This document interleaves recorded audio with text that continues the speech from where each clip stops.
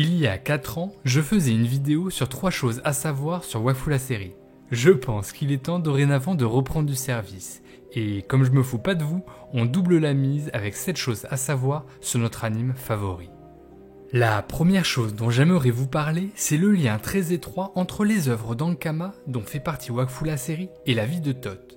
Cette inspiration constante nourrit ses récits et l'ancre un peu plus dans le réel, permettant une seconde lecture a posteriori. Ces nombreuses anecdotes nous permettent à tous de mieux apprécier les histoires qui nous sont ainsi racontées. Vous savez probablement tous que Nox et sa tragique histoire représentent une période de la vie de son créateur.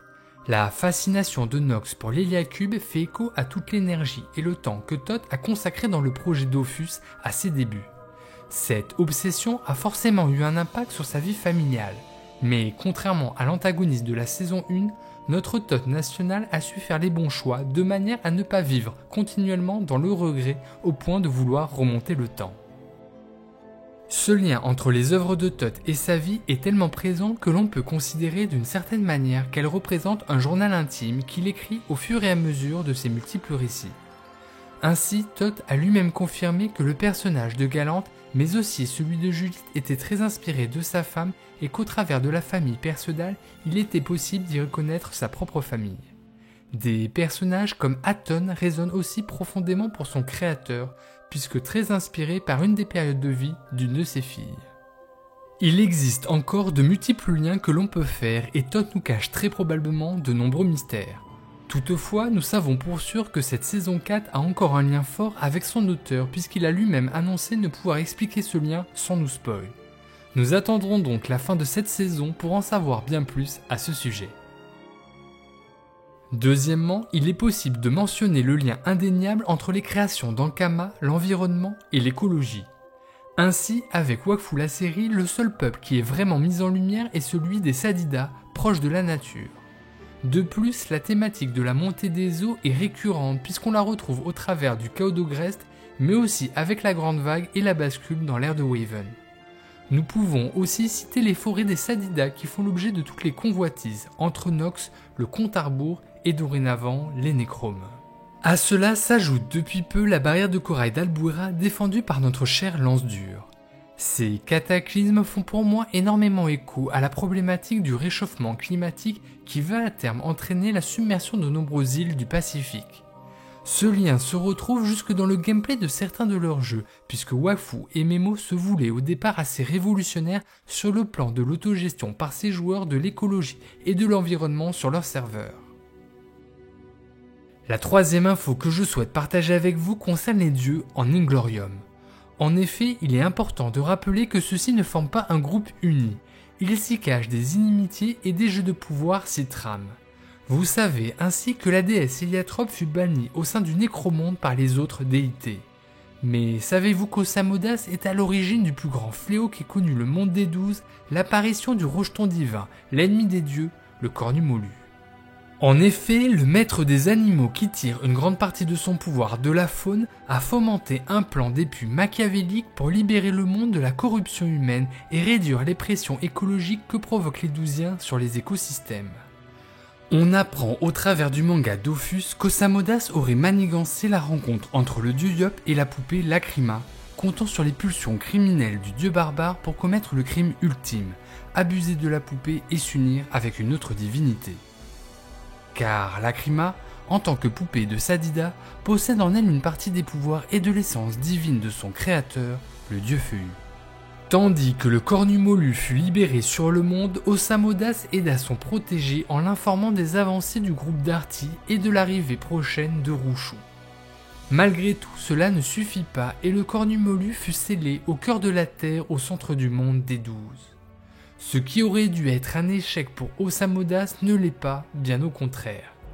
La libération du 13e a permis d'affaiblir les dieux des autres panthéons en réduisant leur nombre de fidèles tout en favorisant la préservation des espèces dont il a la charge, source de son pouvoir. Par ses actions, il renforça sa position en Inglorium et instaure un leadership au détriment des autres déités. Comme quatrième info, je vous informe que les démons primordiaux ont commencé et vont continuer à restaurer leur influence sur le cosmos. Comme vous le savez sûrement, parmi les toutes premières âmes à s'être incarnées dans l'œuf univers, nous avons les dieux de l'Inglorium, mais aussi les 10 démons primordiaux. Toutefois, Rouchou souhaitant s'imposer et être le seul souverain de la choucroute, il se débarrassa de ses frères et sœurs lui permettant de régner sans partage. Il fut fortuitement aidé par Yop, qui scella le plus puissant d'entre eux, le démon Racha, le prince du mal au sein de l'Épérim durant des millénaires.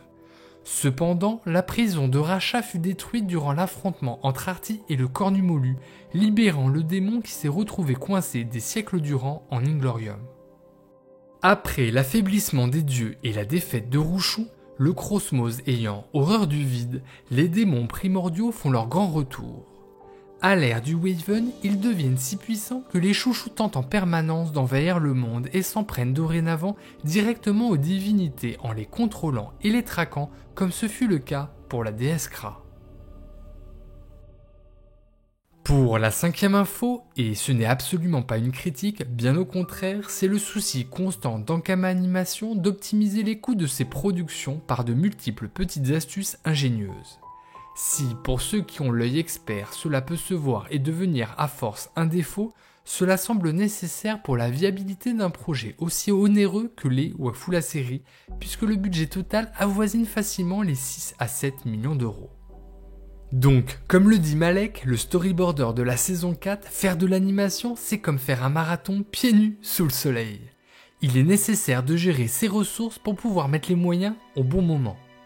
Dans cette veine, les pouvoirs de notre petit héliatrope sont bien pratiques pour les animateurs de la série, puisqu'ils permettent de faire de petites économies en téléportant le personnage sans avoir à l'animer frame par frame pour effectuer certains de ses déplacements. On peut aussi pointer la présence des masques chez les héliatropes qui a une double fonction. Ils permettent de créer une tenue de combat rappelant celle des ninjas, mais permettent surtout d'effectuer des économies sur l'animation labiale durant certains dialogues. Donc si vous avez l'œil de lynx, soyez indulgents, car c'est grâce à ces petites économies que nous allons pouvoir profiter de scènes ultra bien animées lors des moments cruciaux de la saison 4. Pour la sixième chose à savoir, et la plus importante selon moi, c'est que la saison 4 de Wakfu la série ne sera pas la dernière. Le succès étant déjà au rendez-vous, et même si une saison 5 n'a pas été officiellement annoncée, nous savons qu'une suite aura bien lieu. De plus, de nombreux projets sont en cours, comme la série Bestial qui sortira en 2025 avec pour héroïne une Osamodas, mais aussi pour les plus anciens, le projet Wesh Shedar qui semble relancé selon les dires de Todd durant l'avant-première. Enfin, de multiples projets en webtoon et en manga papier devraient continuer à voir le jour dans les prochains mois, épanchant notre soif insatiable de cosmos. Enfin, nous terminerons avec l'information la plus importante. Il est primordial de vous abonner et liker cette vidéo, car si vous ne le faites pas, les démons primordiaux viendront vous pourchasser et vous enfermer dans leur dimension pour vous chatouiller les pieds jusqu'à ce que mort s'ensuive. Je vous dis à très bientôt et je m'excuse pour cette petite fourberie digne du dieu Osamodas.